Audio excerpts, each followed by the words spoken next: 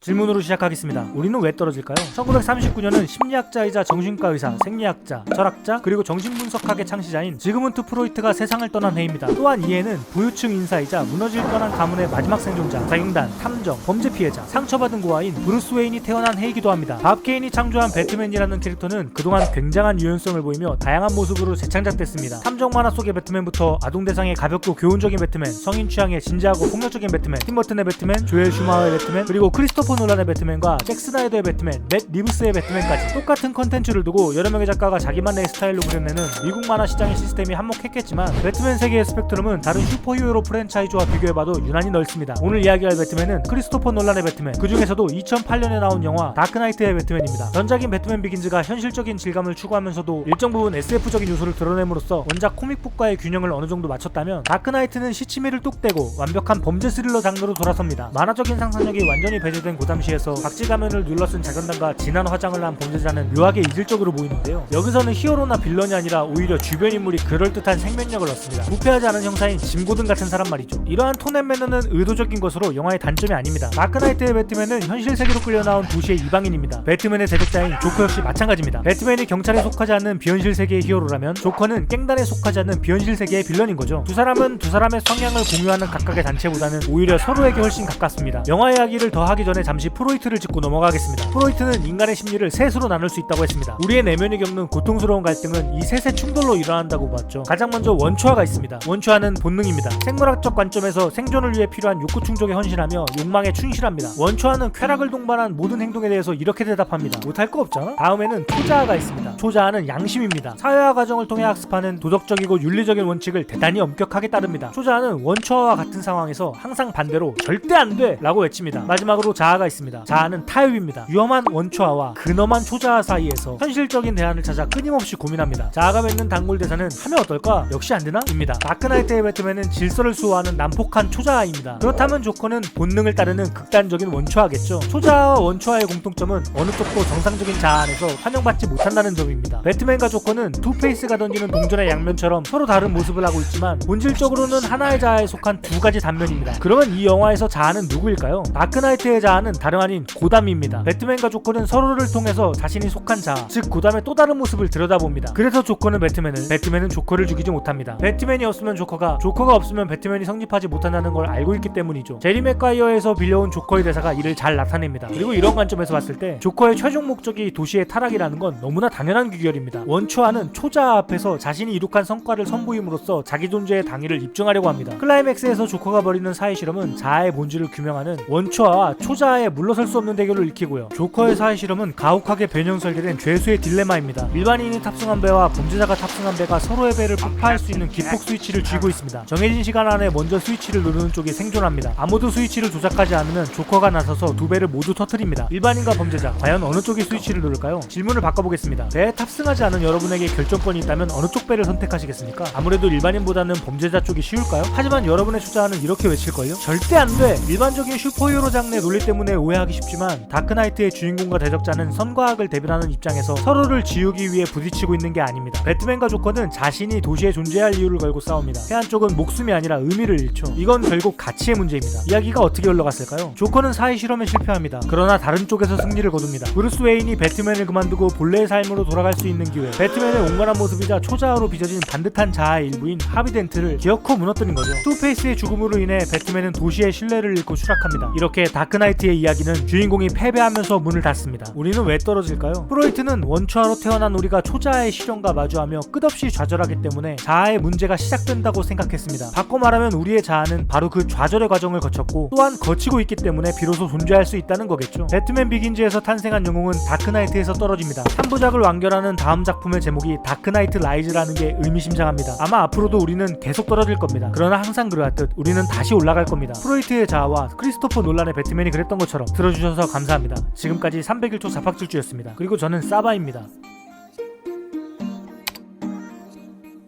조커 조커가 처음 등장할 때 대사 혹시 기억하시나요? 너를 죽이지 못하는 시련은 널 이상하게 만든다. 이 대사는 프리드리히 니체가 쓴 우상의 황혼에 나온 문장을 조금 비틀어서 따온 건데요. 원문은 이렇습니다. 나를 죽이지 못하는 시련은 날 강하게 만든다. 아인슈타인은 광기에 대해서 다음과 같이 정의했습니다. 같은 행위를 하고 또 하면서 결과가 다를 거라고 기대하는 행위. 니체는 인간의 삶이 영원히 똑같은 형태로 반복된다고 주장했는데 이 사실을 생각하면 조커가 니체의